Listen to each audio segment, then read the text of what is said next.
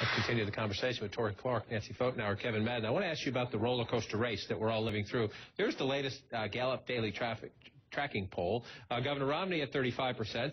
Santorum at 24%, Gingrich at 15%, Paul at 11%, 35, 24, 15. Okay, flip. Last week, Santorum was at 34, Romney was at 27, Gingrich has held steady at 15, and Paul has held steady. So those two guys are staying put. But what is going on at the top of this race? Is it all about momentum? There is a lot of volatility in this campaign. We've seen it in South Carolina all the way to Florida, 20-point swings in positive, negative information about the candidates. I think also it's very interesting is inside those numbers, there's like 40, 50% who are willing to change their minds. So that's why, I think with campaigns, organizations concentrating a message, being very disciplined across these states, that's what's going to make a difference in these next couple of days. Is it the candidates who have not done a good enough job closing the deal, or is it a Republican electorate that hasn't had a leader in a while? I make the case the second half of the Bush second term, they gave up. A lot of the Republican Party gave up on him. John McCain wasn't their guy, I'm sorry, 4 years ago.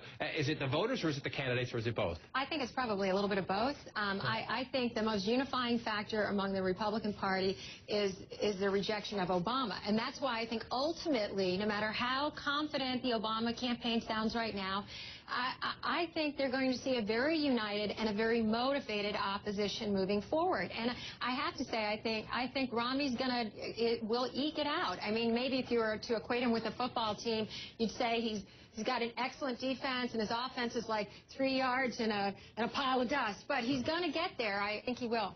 But why are Republican voters so confused and conflicted? I think it's both. I think the Republican Party, as we said before, continues to try to find its identity, and it may not have a completely unified, cohesive identity.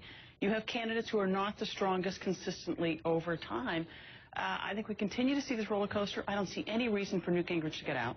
And, no, why would you? And he's certainly not going to do it without a fight, right? He's not angling to be vice president or anything else. So there are clearly fireworks going to come from him. The only way he would get is if he lost Georgia next week, right? Would he stay in if he lost his home state? Why not? I think it would be harder. I mean, there's an idea where they want to go to Tampa. But look, to the point, though, that Nancy also made, independents right now are very volatile. We're seeing swings in those type of voters.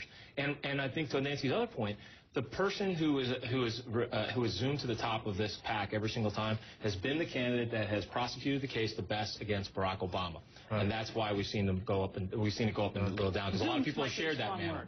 Zooms might be a little strong. But he's got Vermont, he's got Massachusetts, he's got Virginia. I think he gets Ohio. We have Washington State this weekend, then 10 states next Tuesday. Everybody fasten your seatbelt. Kevin, Nancy, Torie, thanks for coming in. Thanks, sir. Kate Baldwin.